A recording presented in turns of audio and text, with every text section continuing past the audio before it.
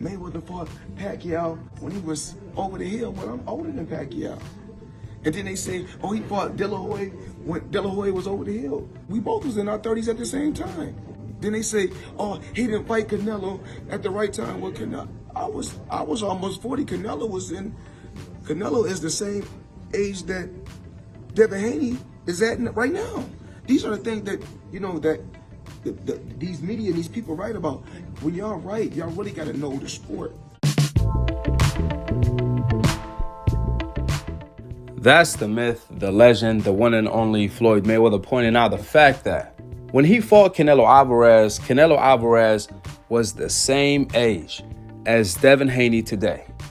He was 23 years old in his prime. In addition to that, he had nearly 20 more fights than Devin Haney and was already a professional longer than Devin Haney as a unified champion before he fought Floyd Mayweather. Just to further debunk Canelo Alvarez's pathetic excuse that he's still making to this day of being too young and inexperienced. Because like Floyd Mayweather pointed out, first of all, he was the one with a disadvantage since he was already a grandpa.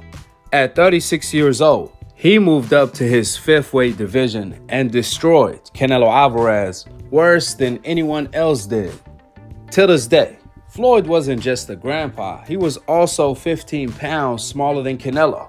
I repeat, Floyd Mayweather as a grandpa moved up to his 5th weight division to destroy Canelo Alvarez. On the other hand, when Canelo Alvarez in his prime moves up to his 4th division to fight Bivol, he lost in a terrible fashion, where he lost every single minute of every single round to Bivol. Keep in mind, Canelo and Bivol were the same size. They actually weighted the same on fight night. But then when Canelo lost, Canelo and everyone else blames the loss on the weight. To make matters worse, Bivol called out Canelo to fight at 168 to call his bluff. However, Canelo immediately turned down a Bivol rematch at 168. Instead of avenging himself, he's fighting a 40 years old Gennady Golovkin.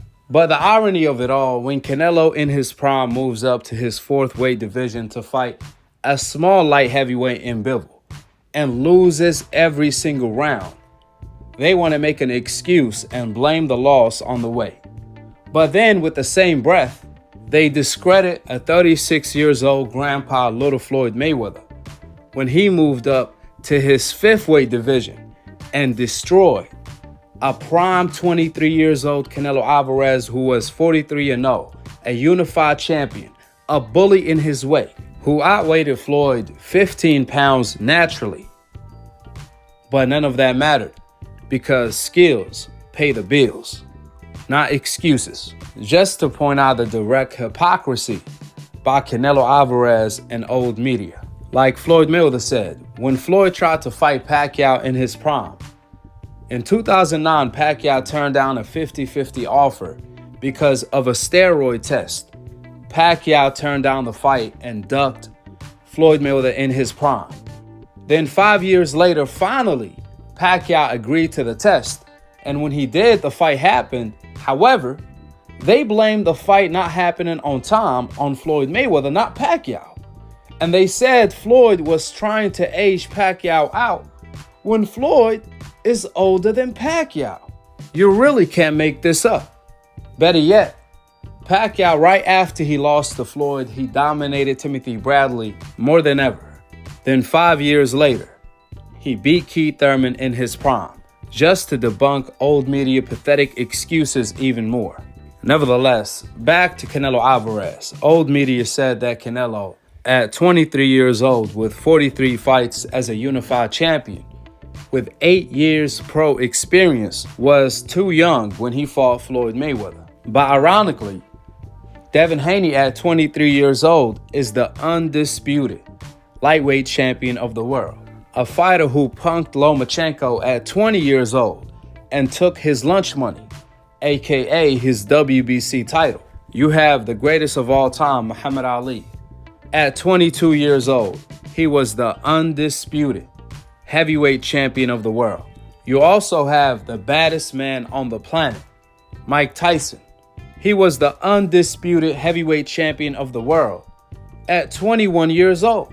You constantly hear old media talk about back in the day, the old schools, they actually fought each other in their proms, and they give them props for that.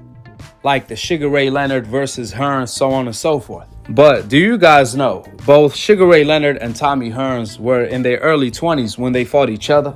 That's right. In fact, Tommy Hearns was actually 22 years old. So by Canelo and old media standards, Tommy Hearns was too young and inexperienced. But how come old media never made excuses for Tommy Hearns like they did for Canelo? When Tommy Hearns had less experience than Canelo, he had way less fights, and he was a year younger than Canelo Alvarez. Obviously, that's a rhetorical question. Throughout history, we've seen time and time again that every 36 years old fighter lost in a terrible fashion.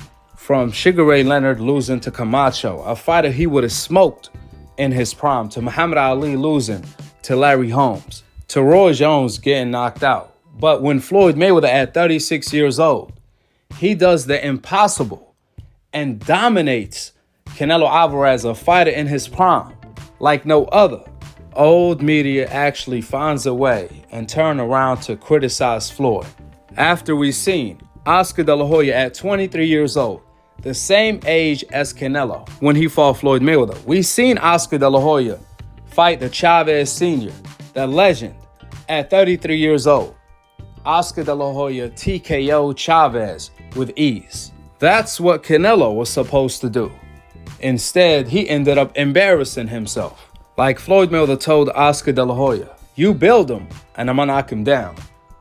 I done beat everybody on the Golden Boy roster, including the boss himself."